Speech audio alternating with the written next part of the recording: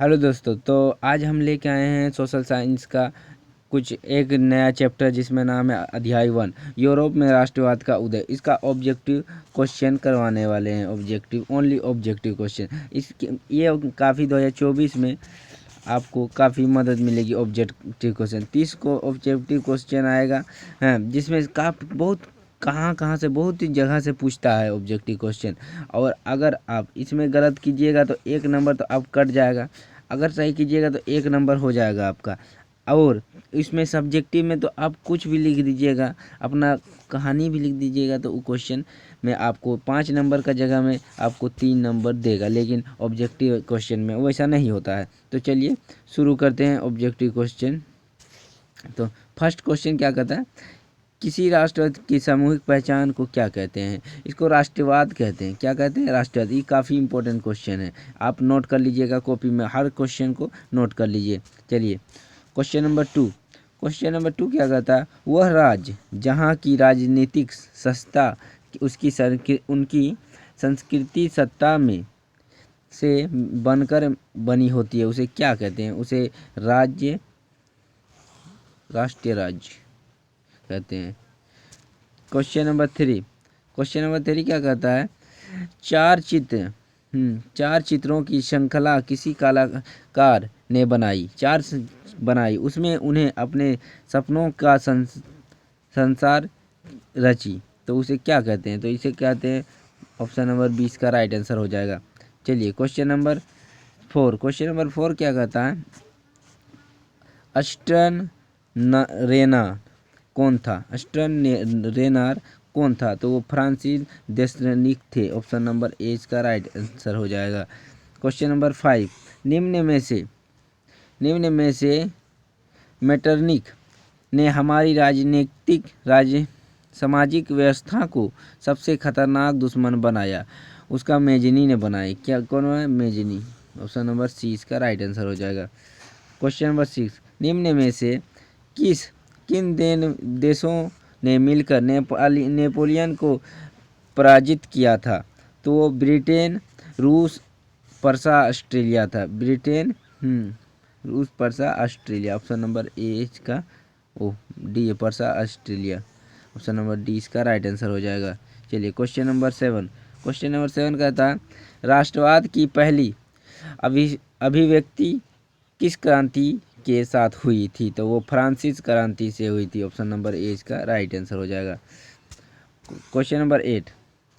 एकीकरण के बाद जर्मनी का सम्राट किसे घोषित किया गया? तो ये पर्सा के राज विलियम प्रथम को किया था। ऑप्शन नंबर बी इसका राइट आंसर हो जाएगा।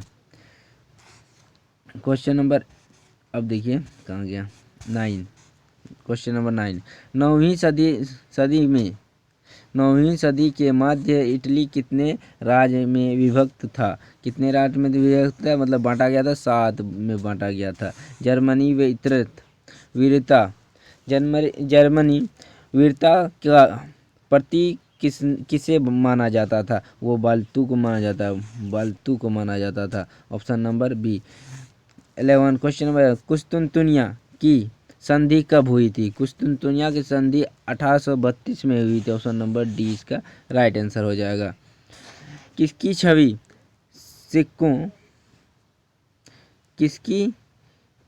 सिक्कों का और डाक टिकटों पर आकृत की गई थी? मतलब सिक्का में किसका था? तो ये मेरियन का था। ऑप्शन नंबर ए इसका राइट आंसर हो जाएगा। क्वेश्चन नंबर 13 देखिए, इंग्लैंड और देश के बीच एक्ट ऑफ यूनियन के United kingdom of great Britain का गठन हुआ। तो ये ऑप्शन नंबर सी इसका राइट आंसर हो जाएगा। इस क्या लिखा हुआ, सिंकलेड। ऑप्शन नंबर सी इसका राइट आंसर हो जाएगा। Question number 14। जर्मनी के एकीकरण में प्रमुख भूमिका निभाने वाले बिस्मार्क कहाँ के चांसलर थे? ये पर्सा के चांसलर थे। ऑप्शन नंबर सी इसका राइट आंसर हो जाएगा।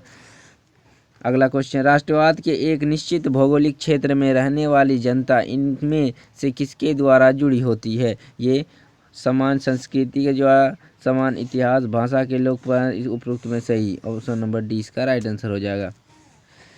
क्वेश्चन नंबर 16 के बुबो राजवंश का शासन किस देश ने किया था? ये फ्रांस ने किया था। ऑप्शन नंबर सी इसका राइट आंसर हो जाएगा। वह विचारधारा जो स्त्री पुरुष की सामाजिक, आध्यात्मिक एवं राजनीतिक समानताओं को आधारित हो सके उसे कहते हैं, क्या कहते हैं? वो निर्वाद था।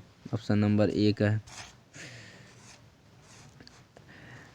मिशेल किस देश के राष्ट्रीय गीत थे? मिशेल किस देश की राष्ट्रीय भक्ति गीत थी? तो ये फ्रांस की थी। ऑप्शन नंबर डी इसका राइट आंसर हो जाएगा। रक्त और लोहा की नीति का अवलंब किसने किया था? ये एक बिस्मार्क ने किया था। ये काफ़ी इम्पोर्टेंट क्वेश्चन है। क्वेश्चन नंबर 20, फ्रांस की क्रांतिकारी का अग्रदूत किसे कहा जाता था? ये रूसो को कहा जाता था अग्रदूत। ये भी काफ़ी इम्पोर्टेंट है, कॉपी पेन से आप लिख लीजिए। यदि young Italy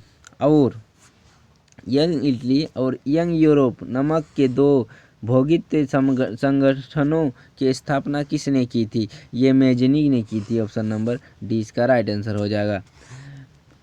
question number 22, Vienna की संधि कब हुई थी? वियना की संधि 1815 में हुई थी। ऑप्शन नंबर सी इसका राइट आंसर हो जाएगा। जब फ्रांस छींकता है तब बाकी यूरोप को सर्दी जुकाम हो जाता है, इसका कथन किसने किया था? ये मेटरनिक के किया था। काफ़ी कॉमेडियन थे मेटरनिक, ये ऐसे किया था। चलिए क्वेश्चन नंबर 24, काबूल का राजा विक्टर एमुलियम द्वितीय ने किस पद पर नियुक्त किया था? तो ये प्रधानमंत्री का नियुक्त किया था। Option number D. 1871 के बाद राष्ट्रवादी तनाव का एक गंभीर स्रोत था, वो बलक के क्षेत्र था। ये ऑप्शन नंबर सी इसका राइट आंसर हो जाएगा। क्वेश्चन नंबर 26 क्या कहता है? कवियों को कलाकार ने यूरोपीय सभ्यता के पालन किस देश को बताया? ये यूनान को बताया। ऑप्शन नंबर ए इसका राइट आंसर हो जाएगा, यूनान को बताया। 27 क्वेश्चन नंबर 27, जर्मनी का एकीकरण कब पूरा हुआ? जर्मनी का एकीकरण 1871 में पूरा हुआ था। काफ़ी इम्पोर्टेंट क्वेश्चन है ये। अब देखते हैं क्वेश्चन नंबर 28, इटली का एकीकरण पूरा कब हुआ? 1861 में। ऑप्शन नंबर ए काफ़ी इम्पोर्टेंट है, VVI कर लीजिए। क्वेश्चन नंबर 29, जर्मन रायन महासंधि की स्थापना किसने की थी? ये नेपोलियन ने की थी। ऑप्शन नंबर ए इसका राइट आंसर हो जाएगा। क्वेश्चन नंबर 30, तटस्थ आंदोलन किस देश में हुआ था? ये इंग्लैंड में हुआ था। ऑप्शन नंबर 20 का राइट आंसर हो जाएगा। 31 नंबर, सामाजिक उपभोग नामक पुस्तक के लेखक कौन थे? ये रूसो थे। ये किताब उसी ने लिखे थे, रूसो ने। ऑप्शन नंबर ए इसका राइट आंसर हो जाएगा। 32 क्वेश्चन नंबर 32, शुल्क संधि जलवीरान की स्थापना किसकी पहले की पर गई? ये परसा के पर की गई थी। ऑप्शन नंबर ए इसका राइट आंसर हो जाएगा। 33 नंबर, बिस्मार्क जर्मनी के चांसलर कब बना था? वो 1871 में बना था। ऑप्शन नंबर डी इसका राइट आंसर हो जाएगा। क्वेश्चन 34, पहले तुम मनुष्य हो, उसके बाद किसी देश के नागरिक या अन्य कुछ। ये कथन किसका था? ये मेर्थनीस का था। इसमें आज का या बजा लफ्ज निकलता है इसमें। ऑप्शन नंबर ए इसका राइट आंसर है। चलिए क्वेश्चन नंबर 34 क्वेश्चन हो गया इस चैप्टर का। इस चैप्टर को कर लीजिए और उसके बाद अगला चैप्टर में जाएंगे, क्योंकि अभी हम लोग को 1 मंथ टाइम है और हम लोग को काफ़ी कुछ पढ़ना है। अगर आपको सब्जेक्टिव चाहिए तो सब्जेक्टिव हम डाल देंगे यूट्यूब में, क्योंकि हमारे यूट्यूब में बने रहें। और हमारा वीडियो नहीं, अन्य वीडियो और किसी का वीडियो अगर डालता है तो वो आप जाके डाउनलोड करके देख सकते हैं, क्योंकि हर एक वीडियो में आपको अलग अलग क्वेश्चन मिलेगा और कोई क्वेश्चन सेम भी मिलेगा। इसीलिए इस क्वेश्चन को करना ज़रूरी है, क्योंकि क्वेश्चन किताबें से आएगा, नहीं कि किसी और से नहीं डाल देगा, क्योंकि यूपीएससी का एग्ज़ाम नहीं हो रहा है, ये बोर्ड एग्ज़ाम है। आराम से आपका आ जाएगा, क्वेश्चन मिल जाएगा। और मैं बता दूं कि हर बच्चा सोशल साइंस एसएस में जो कम नंबर लाता है, समझे। और सबसे कम नंबर इसी सब्जेक्ट में आता है, क्योंकि इस सब्जेक्ट में बहुत कम पड़ता है, समझ नहीं आता है, इसीलिए कम जो नंबर लाता है। तो इस ऑब्जेक्टिव वो कर लीजिएगा तो 1 नंबर आपका पक्का हो जाएगा, एक क्वेश्चन में 1 नंबर। और सब्जेक्टिव में तो आप लिख दीजिएगा, कुछ भी लिख दीजिएगा तो उसमें 3 नंबर की जगह में 2 नंबर ज़रूर देगा, इसीलिए ऑब्जेक्टिव को करना ज़रूरी हो जाएगा। चलिए आज का वीडियो यहीं रखते हैं।